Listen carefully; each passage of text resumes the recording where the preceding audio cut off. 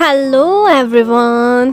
तो ये कहानी है जिन की। जिन हमारी फीमेल लीड है और एक कॉस्मेटिक कंपनी में जॉब करती है।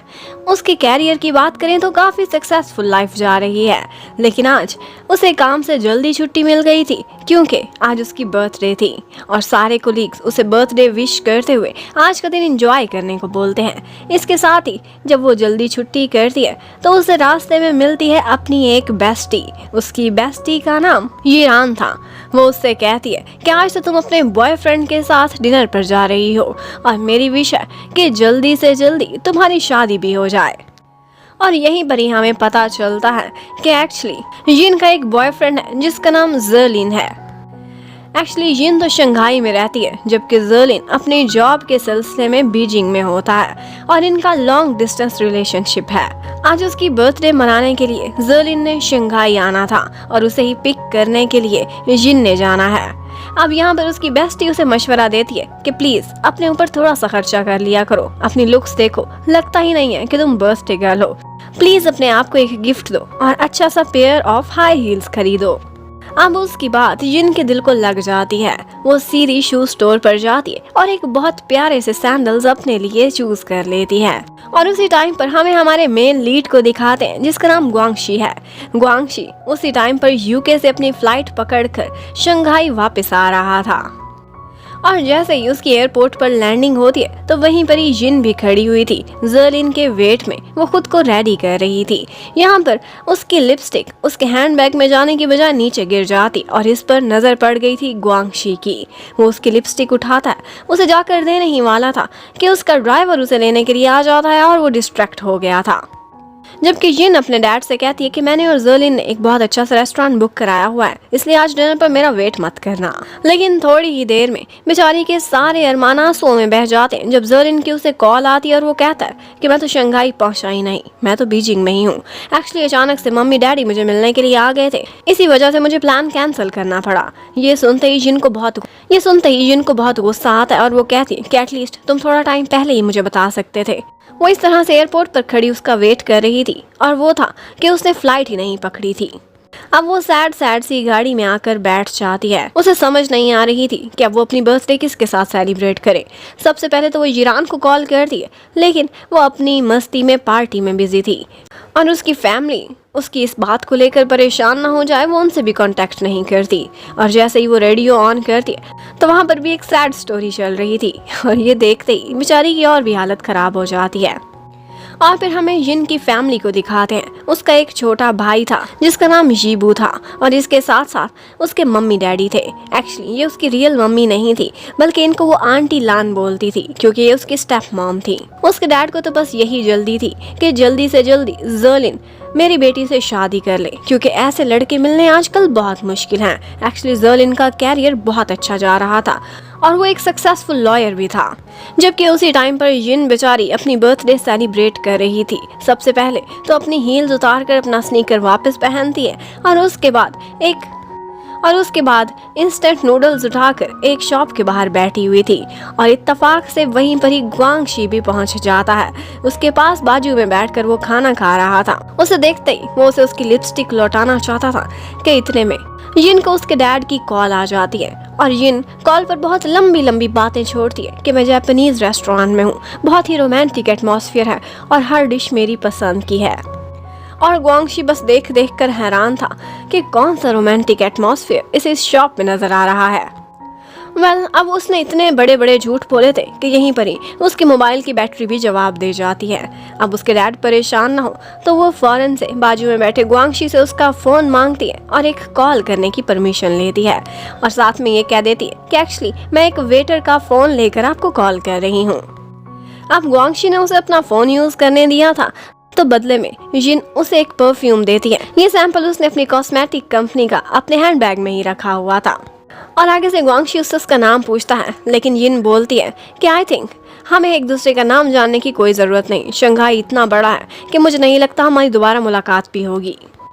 और इसके बाद गुआंगशी अपना बैग उठाता है और अपने अपार्टमेंट पर पहुंच जाता है। एक्चुअली वो अपने एक फ्रेंड के साथ अपार्टमेंट शेयर कर रहा था। उसका फ्रेंड शन उसका कोलीग भी होने वाला था और उन कुछ फ्रेंड्स ने इकट्ठे मिलकर एक छोटी सी अपनी नई कंपनी स्टार्ट की थी। उधर जिन जब अपना खाना खत्म करती है तो घर एंटर होने से पहले उसने ब्लश ऑन अप्लाई कर लिया था। वो ये दिखाना चाहती थी मैंने बहुत सारी ड्रिंक भी कर ली है। लेकिन जैसे ही वो आती है डैड उस पर गुस्सा करने लगते हैं कि किसके साथ ड्रिंक करके आई हो। जर्लिन की कॉल आई थी, तुम्हारा नंबर बंद था, तुम मुझसे नाराज हो गई इतनी छोटी सी बात पर। वो बेचारा परेशान था और देखो उसने तुम्हारी बर्थडे पर तुम्हारे लिए बुके भी सेंड करा है। ये सुनते ही जिन परेशान हो जाती है। एक्चुअली उसे पता था कि डैड को जर्लिन कितना पसंद है और वो ये चाहते ही नहीं थे कि इतना अच्छा होने वाला दामाद उनके हाथ से निकले। लेकिन उसका भाई जीबू वो जान गया था कि ये देखकर वो और भी सैड हो गई है, क्योंकि उसे पोलन से एलर्जी थी और उसके इतने पुराने बॉयफ्रेंड को अभी तक ये रियलाइज ही नहीं हुआ था कि उसे गिफ्ट में रोजेस नहीं भेज सकता।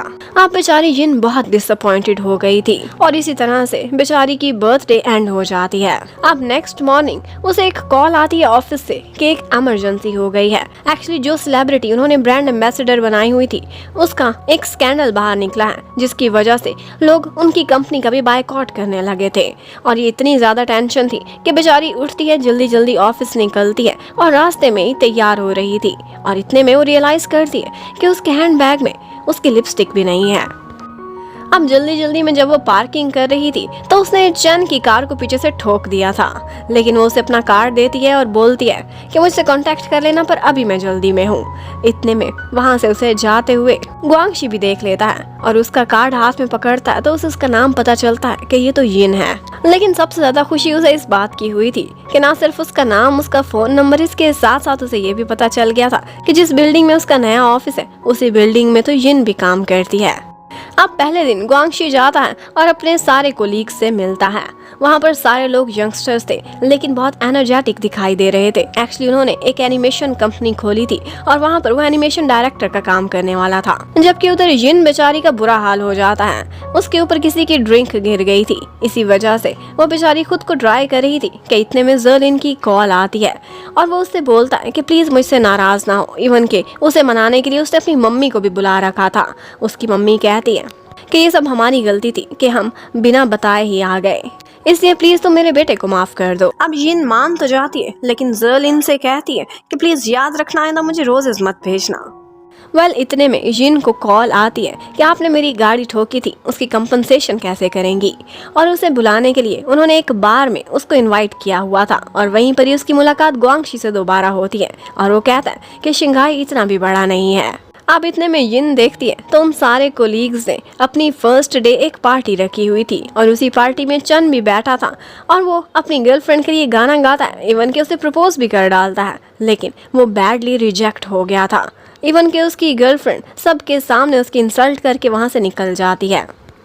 अब यिन सोचती है कि बेचारा मेरे सामने भी इतना एम्बैरस हो रहा है। यहाँ पर वो बैठकर ड्रिंक करने लगता है और फिर बहुत कुछ बोल रहा था। इवन के ये भी कह देता है कि सारी की सारी गर्ल्स एक जैसी होती हैं। ये सुनते ही जो अकेली लड़की यिन वहाँ बैठी थी उसे गुस्सा आने लगता है और वो उसे डांटती है। और इसी लड़ाई के बीच उनके दरमियान एक कॉम्पिटिशन भी हो जाता है और वो था ड्रिंकिंग कॉम्पिटिशन। ऑफ कोर्स वो कॉम्पिटिशन तो यिन जीत ही जाती है, लेकिन इन दी एंड वो इतनी ड्रंक हो गई थी कि उसे समझ भी नहीं आ रही थी कि वो दरवाजे की तरफ जा रही है या फिर वॉशरूम की तरफ। यहाँ पर गुआंगशी उसके पीछे पीछे आता है और उसे संभालने की कोशिश करता है। और उसके बाद सीन शिफ्ट होता है, नेक्स्ट मॉर्निंग दिखाते हैं। एक होटल के कमरे में बुरी हालत थी और यहीं पर ही हमारी यिन की आंख खुलती है। वो बहुत एम्बैरस होती है अपनी हालत देखकर और फिर जल्दी जल्दी अपने कपड़े उठाती है, पहनती है और अपना फेस छुपाती हुई वहाँ से भागने की करती है। जबकि गुआंगशी उसके पास उसका कार्ड था, उसने उसे WeChat पर ऐड रिक्वेस्ट भी भेज दी थी। गुआंगशी शायद उस टाइम पर वॉशरूम में था, इसी वजह से उन दोनों का आमना सामना नहीं हो पाया था। लेकिन जिन अपना फेस तो बहुत छुपाती है, फिर भी एक जगह जहाँ पर वो ब्रश और टूथपेस्ट खरीद रही थी तो उसका आमना सामना अपनी बेस्टी जिरान से हो जाता है और वो फिर वॉशरूम में जाकर उससे शेयर करती है कि मेरी एक फ्रेंड के साथ ऐसा हुआ था कि शायद वो ज्यादा ड्रंक हो गई थी, क्या उसने चीट तो नहीं करा ना। यहाँ पर आगे से जिरान साफ समझ जाती है कि अपनी कहानी सुना रही है, लेकिन वो कहती है कि अगर रिलेशनशिप ऐसा हो जाए कि दोनों को एक दूसरे पर बोझ लगे और वो तंग हो और नेक्स्ट कोई अच्छा ऑप्शन दिखे तो फिर ब्रेकअप कर लेना कोई चीट करना नहीं होता। जिनको ये सुनकर ऐसे लग रहा था कि जैसे वो अपनी ही स्टोरी सुन रही हो। फिर भी वो जल्दी जल्दी अपने काम पर तवज्जो देती है और ऑफिस पहुंच जाती है। आज सुबह ही सुबह उन लोगों की मीटिंग थी उसी ब्रांड एम्बेसडर को लेकर। यहाँ पर मीटिंग में दो पोल्स बने हुए थे। एक मेल मैनेजर था जो कि बार बार एक फीमेल कोलीग की बहुत साइड ले रहा था, लेकिन इन दी एंड फिर भी बॉस वो टास्क युन की टीम को दे देता है। जबकि उसी टाइम पर ग्वांगशी अपने ऑफिस में पहुंचता है तो देखता है कि उसके फ्रेंड ने ये सारी वीडियो जो कल रात हुआ था अपने मोबाइल में बनाई हुई थी, और वहां पर युन ड्रंक होकर बहुत सारी बातें बोल रही थी, बहुत अनोइंग हरकतें भी कर रही थी। वो सारे देखकर बहुत एंजॉय करते हैं, लेकिन ग्वांगशी रिक्वेस्ट करता है कि अगर आप लोगों ने एंजॉय कर दिया हो तो प्लीज ये वीडियो डिलीट कर दें, ये लीक नहीं होनी चाहिए क्योंकि मैं इस लड़की को जानता हूँ। अब वो उसे कैसे जानता है तो हमें बाद में पता चलेगा, लेकिन फिलहाल उसका कोलीग ये वीडियो डिलीट करने के बदले उससे काफी सारा काम कराने का वादा भी ले लेता है। उधर जिन को दिखाते हैं वो अपने एक बॉस से साइन कराने के लिए उसके ऑफिस में जा रही थी, लेकिन वो वहाँ पर देखती है तो बहुत ठरकी टाइप का था और उसकी दूसरी कोलीग के साथ फ्लर्ट करने की कोशिश कर रहा था। जिन उससे भी वो बहुत मीठी मीठी बातें करता है, लेकिन खुद को प्रोटेक्ट करना भी जानती थी और दूसरों से फासला रखना भी। और उसके बाद हमें ग्वांगशी को दिखाते हैं। आज वो कुछ शॉपिंग करता फिर रहा था, कुछ गिफ्ट्स लिए थे क्योंकि आज उसने एक फैमिली डिनर पर जाना था। जबकि उसी टाइम पर हमें घर पर आंटी लान को दिखाते हैं। वो यिन के डैड के साथ काफी एक्साइटेड बैठी हुई थी क्योंकि आज उनका बेटा आना था जिसका नाम लेली था। और वो जैसे ही आता है तो हमें पता चलता है कि ये तो सरप्राइज था। एक्चुअली वो कोई और नहीं बल्कि ग्वांगशी ही था, यानी कि ग्वांगशी और जिन दोनों ने बचपन एक साथ गुजारा था और वो उसका कजन था और चाइल्डहुड फ्रेंड भी। यहाँ पर ग्वांगशी सबके लिए गिफ्ट्स लेकर आया था और वो लोग जिन को भी आवाजें देते हैं। जिन बाहर निकलती है, उसे अपने कॉन्टैक्ट लेंस ही नहीं मिल रहे थे, उसके भाई ने इधर उधर कर दिए थे। तो यहाँ पर उसके करीब आता है ग्वांगशी जो उसकी हेल्प करता है ग्लासेस उठाने में, और उसे वहाँ देखकर वो सरप्राइज रह गई थी। उसने तो एक्सपेक्ट भी नहीं किया था कि जिस लड़के के साथ उसने कल ड्रिंक किया है और पता नहीं होटल में वो कैसे पहुँच गई थी, वो उसका अपना ही कजन निकलेगा। अब वो बेचारी एम्बेरसमेंट के मारे काफी देर तक पहले तो वॉशरूम में घुसी रहती है और उसके बाद बाहर आती है तो पता चलता है कि यही तो ली है जो कि बहुत साल यूके रहने के बाद अब वापस लौटा है। यहाँ पर बातों बातों में ग्वांगशी कह बैठता है कि मैंने जिन को पहले भी देखा है और हमारी ही तो बिल्डिंग में इसका भी ऑफिस है। अब इससे पहले कि वो कुछ भी और बोलता, वो फौरन से उसकी प्लेट भरने लग जाती है, इतनी ओवरलोड कर देती है और साथ में बोलती है कि प्लीज खाने पर तवज्जो दो और बोलो कम। वो नहीं चाहती थी कि उसका कल वाला सीक्रेट उसकी फैमिली पर रिवील हो। अब जब ग्वांगशी का वहाँ से जाने का टाइम आता है तो सबको पीछे छोड़ जिन कहती है कि इसको सी ऑफ मैं ही करूंगी, और बाहर ले जाते ही उसको पकड़ लेती है और कहती है कि तुमसे मैंने कुछ इंपॉर्टेंट बातें करनी है। अब वो उसे पकड़कर अपने साथ पार्क में लेकर जाती है और कहती है कि अगर तुम्हें पता था कि मैं तुम्हारी कज़न हूँ तो तुमने बताया क्यों नहीं। वो कहता है कि मैंने कल रात बताया तो था, लेकिन शायद तुम्हें कुछ याद नहीं कि कल क्या क्या हुआ था। अब ये सुनते ही फौरन जिन भी क्यूरियस हो जाती है और उससे पूछती है, हाँ मुझे बताओ, मुझे वाकई कुछ याद नहीं आ रहा। तो फिर ग्वांगशी उसे बताता है कि तुम ड्रंक हो गई थी, सड़क किनारे बैठ गई थी। पहले तो तुमने आइसक्रीम खाने की जिद करी और जब आइसक्रीम खिलाई तो उसके बाद तुम कहती थी कि मैंने घर नहीं जाना वरना डैड मुझे इतना ड्रंक देखकर बहुत मारेंगे। इसी वजह से मैंने तुम्हें भी कैरी किया और अपने साथ एक होटल में ले गया। और जितनी देर वो बेचारा उसे पिगी बैग कैरी करके जा रहा था, वो सारा रास्ता जिद करती रही थी कि अभी तो मैं और भी ड्रिंक कर सकती हूँ। और फिर आगे की स्टोरी वो बताता है कि असल कहानी तो फिर शुरू होती है। वहाँ पहुँचते ही तुम शोर मचाने लगी थी कि गर्मी बहुत है, एसी तेज करो। एसी तो फुल पर था, उसके बाद तुमने अपना कोट ही उतार दिया। वो कहता है कि मैंने बहुत अपनी आंखें और अपनी नजरें बचाने की कोशिश की, मुंह दूसरी तरफ फेर लिया, लेकिन तुम आई पीछे से मुझे हक कर लिया, मेरे कान के करीब आई। और फिर इससे ज्यादा ये नहीं सुन सकती थी। वो कहती है कि प्लीज बस कर दो, लेकिन आगे से ग्वांगशी उसे बहुत टीज करता है और कहता है क्लाइमैक्स तो अभी अब आना है, आगे तो सुनो क्या हुआ। और उसने उसके कान के करीब आकर कहा था कि मैं वॉमिट करना चाहती हूँ। अब वो बेचारा वॉमिटिंग कराने में भी उसकी हेल्प करता रहा था, और इसके साथ साथ वो कभी हंसती थी, कभी रोती थी, कभी कहती थी कि मैं टेरिबल लग रही हूँगी। लेकिन ग्वांगशी ने उसे बोला था कि मुझसे पूछो तो इस वक्त तुम दुनिया की सबसे सुंदर लड़की लग रही हो। और साथ ही साथ इतनी सारी तारीफ सुनने के बाद उसे अपने बॉयफ्रेंड की यादें आने लगी थी और वो रोने लगी थी कि तुमने मेरा इतना क्यों खर्चा कराया, अगर नहीं आना था तो मुझे पहले ही बता देते। और फिर उसके बाद तुम सो गई थी। अब ये सुनते ही जिन कहती है थैंक्स गॉड। और ग्वांगशी उसे छेड़ने लगता है कि और तुम क्या एक्सपेक्ट कर रही थी कि और क्या हुआ होगा। अब वो उसके कान खींचती है और कहती है कि ये सीक्रेट ही रहना चाहिए, लेकिन गुआंगशी कहता है एक और भी सीक्रेट है और वो ये है कि तुम कराटे लेती हो। अब उसके बाद वो उसे सी ऑफ करने के लिए उसके साथ साथ जा रही थी और गुआंगशी उसे यकीन दिला देता है कि ये राज मैं किसी को नहीं बताऊंगा। पता है जब हम छोटे थे तो मुझे बुली बॉय से तुम्हें तो बचाया करती थी, तो अब तुम्हारा सीक्रेट मैं बचाऊंगा। लेकिन गुआंगशी बहुत क्यूरियस लग रहा था, वो जानना चाहता था कि किसकी खातिर इसने इतने पैसे खर्च किए। लेकिन इससे पहले कि वो कुछ भी बताती, वहाँ पर सामने एक लंबी सी गाड़ी आकर रुकती है और उसमें से वही लॉयर ज़र्लिन निकलता है और आते ही जिन से पूछता है कि तुम अब भी मुझसे नाराज हो, तुम फोन क्यों घर पर छोड़ कर आई। और यहीं पर ही गुआंगशी को पता चलता है कि ये तो उसका बॉयफ्रेंड है।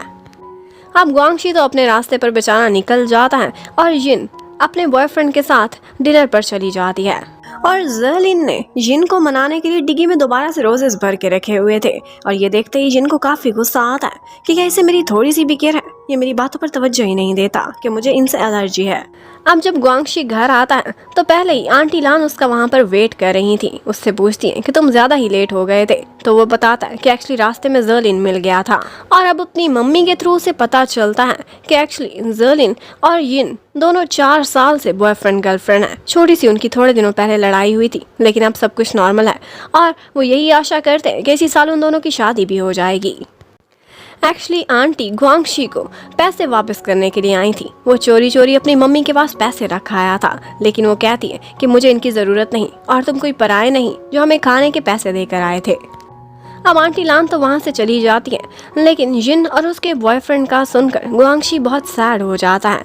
एक्चुअली वो कहीं ना कहीं चाइल्डहुड से ही जिन के लिए फीलिंग्स रखता था और उस दिन जब उसने उसे एयरपोर्ट पर देखा तब भी उसका फर्स्ट लव जाग उठा था। लेकिन उनके इस रिश्ते का क्या फ्यूचर होगा, ये जानने के लिए stay connected. Thank you for watching, bye bye.